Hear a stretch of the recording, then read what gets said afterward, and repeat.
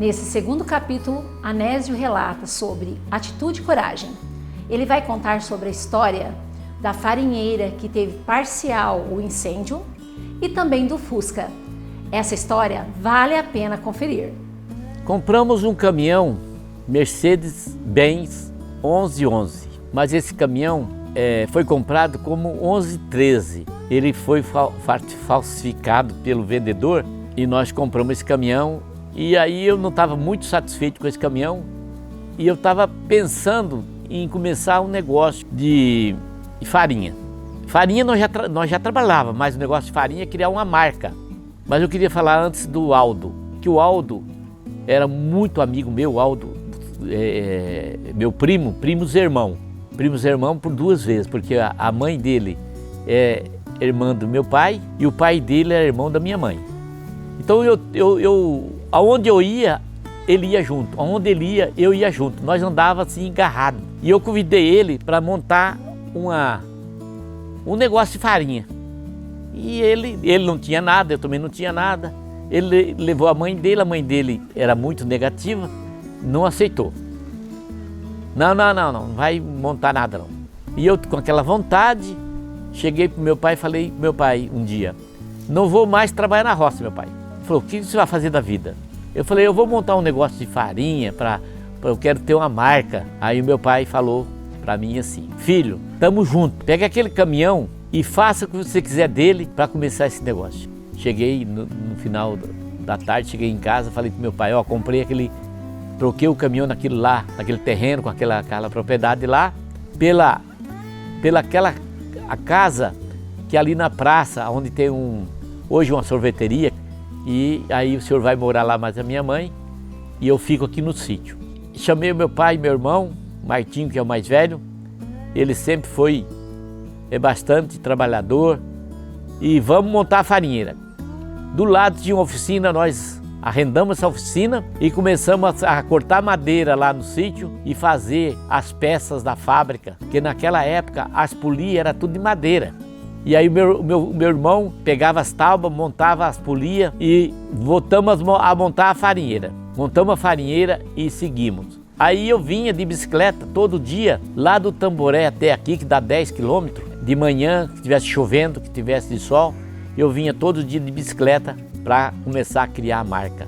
A Márcia, que teve problema na época de coração, era muito sofrido, que vinha a pé, um atalho aí nessa estrada que vinha por dentro, que dava uns 6 quilômetros e fazia a pé. A Sandra também fez muitas vezes esse caminho, que aí vocês já estavam pequenininha, mas estavam precisando, né, de uma vez indo no médico, e fizeram esse trajeto aí na estrada de Tamboré até São Lourenço. Nós tínhamos acabado de comprar o terreno, eu acho que um ano após, pegou fogo na farinheira da estrada de Tamboré, queimou parcial, não foi total. A primeira farinheira era tocada a pescoço de boi, a segunda farinheira já foi a motor, diesel, e depois que veio a parte elétrica ali na estrada de Tamboré. Mas nesse meio, quando queimou a farinheira, eu fiquei sem conduções e a gente já estava começando a construir a marca, E aí precisava de farinha. Aí o meu tio Acácio emprestou a farinheira dele e eu trabalhei por 6 meses moendo mandioca lá e trazendo para São Lourenço, no depósito de São Lourenço, e empacotando farinha. Foi bem no comecinho. Uma época muito difícil que nós passamos, muita dificuldade mesmo, sem dinheiro, farinheira queimada, mas meu pai sempre dando apoio, sempre ajudando, da melhor forma possível que podia fazer, ele fazia, abria as portas para tudo. Isso veio somando muito. Eu saía para vender farinha em toda a região. E às vezes a gente não tinha farinha, eu ia lá na casa do meu sogro, lá em Tuneira, e ele me arrumava farinha para mim levar e vender, porque eu não tinha dinheiro, então eu pegava o produto dele, ia vender e depois eu retornava. E eu vendia essa farinha em torno aqui do Rio Piquiri ao Rio Ivaí, era minhas divisas, era onde eu ia. E eu ia muitas vezes, eu tinha uma clientela muito boa, e o Biratã. Então eu ia carregado de farinha, descarregava o caminhão do Biratã, carregava de algodão para ganhar um fretinho até Guerê, e de Guerê que eu vinha embora.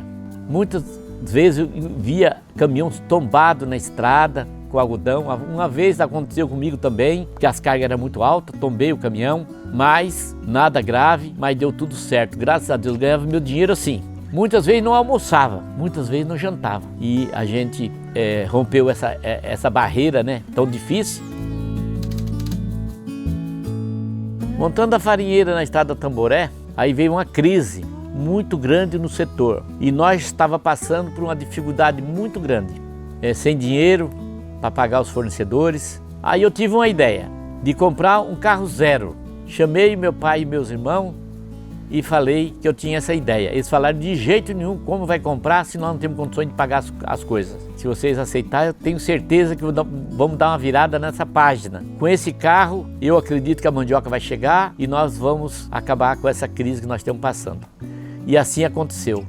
Compramos o primeiro Fusca, zerinho. Aí vai eu dirigindo esse Fusca atrás da mandioca. E aí todo mundo que falava que nós estávamos quebrados, que nós não ia pagar os fornecedores, começaram a falar: ué, tá difícil? Olha aí, de carro zero, que um Fusca naquela época era o carro do ano, era o carro que existia. Quem tinha um carro era muito difícil. Aí a mandioca chegou, nós tiramos uma boa safra, pagamos todo mundo, pagamos as prestações do Fusca, viramos a página com essa mudança. Sempre tive muitas ideias e elas foram colocadas em prática e deu certo. Lógico que não acertei tudo, mas acertei a maioria, que é a mais importante. E uma dessas foi pedindo para comprar um carro e deu certo. Tem muita história interessante para ser contada nos próximos capítulos. E eu convido você a acompanhar nas nossas mídias sociais.